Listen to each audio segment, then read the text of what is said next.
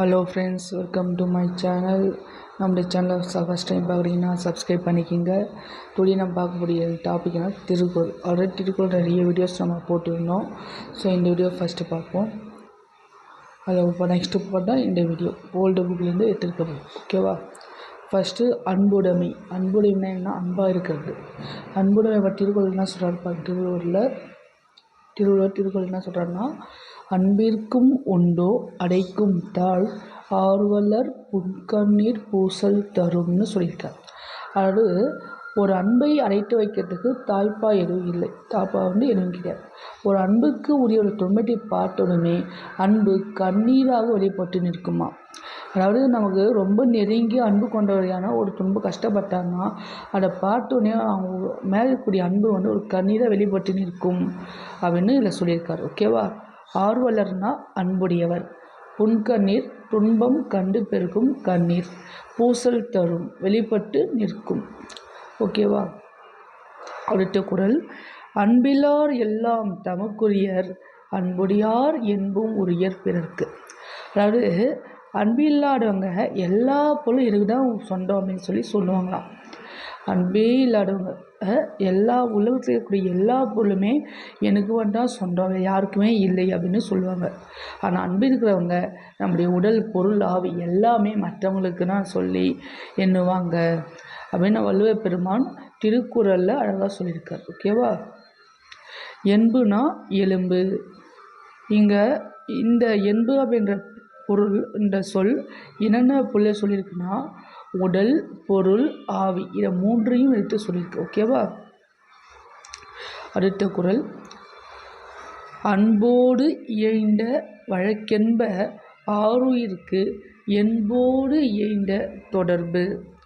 அதாவது என்ன சொல்கிறாங்கன்னா, அன்போடு, அதாவது இந்த உடம்போடு உயிர் இணைந்து இருக்கிற போல, உடம்பு உடல் உயிர் ரெண்டு சேர்ந்து இருக்கிற போல என்ன சொல்கிறாங்க, ஆருயிர்க்கு என்போடு இயைந்த தொடர்பு.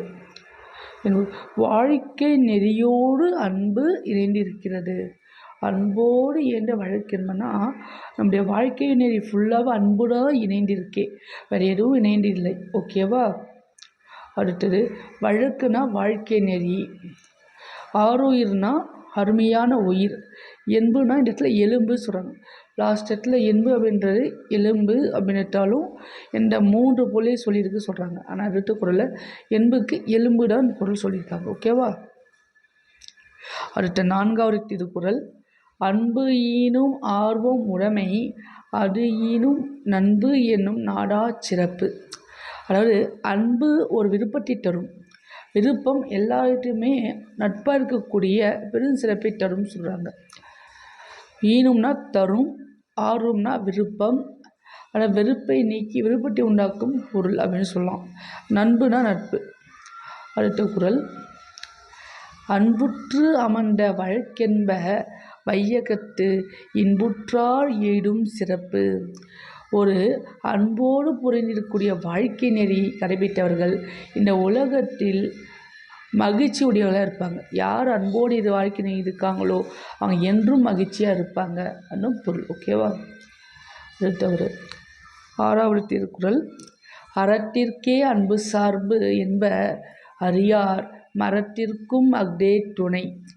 ஒரு அன்பு அறத்தை மட்டும் சார்ந்தது என கூறுவோர் அறியாதவர்கள். வீரத்திற்கும் அன்புதான் துணை அப்படின்றது இந்த இடத்துல சொல்கிறாங்க. மரம்னா வீரம், கருணை, வீரம், இந்த ரெண்டுக்கும் அடிப்படை இதுனா அன்புதான் என்ற மாதிரி இந்த பொருள் சொல்லுது. ஓகேவா? ஏழாவது திருக்குறள், என்பிலாதனை வெயில் போல காயுமே அன்பிலாதனை அறம்.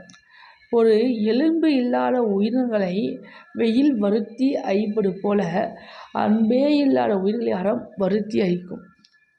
எலும்பு இல்லாத உயிரினங்கள்னா புழு பூச்சி, இந்த மாதிரி பூச்சி, அந்த உயிரினங்களெல்லாம் வெயிலில் வச்சா போல வருத்தி அழிச்சிடும். அதுபோல் அன்பில்லாத உயிர்கள் அறம் வருத்தி அழிக்கும் அப்படின்னு சொல்கிறாங்க. எட்டாவது திருக்குறள், அன்பகத்து இல்லா உயிர் வாழ்க்கை வன்பார் கண் வற்றல் மரம் தளித்தற்று. ஒரு பாலைவன நிலத்தில் மரம் எப்படி வாடி போயிருக்கோ, அந்த வாடிப்போன மரம் மறுபடியும் தளிர்க்கும்னா தளிர்க்காது, மறுபடியும் பசுமையான மாறாது. அதுபோல்னா நம் நெஞ்சில் அன்பில்லாருடைய வாழ்க்கை என்றுமே தளிர்க்காது அப்படின்னு சொன்னாங்க. வற்றல் மரம் வாடிய மரம். ஓகேவா? அடுத்த குறள், புறத்துறப்பு எல்லாம் எவன் செய்யும் யாக்கை அகத்துறுப்பு அன்பில்லாதவருக்கு.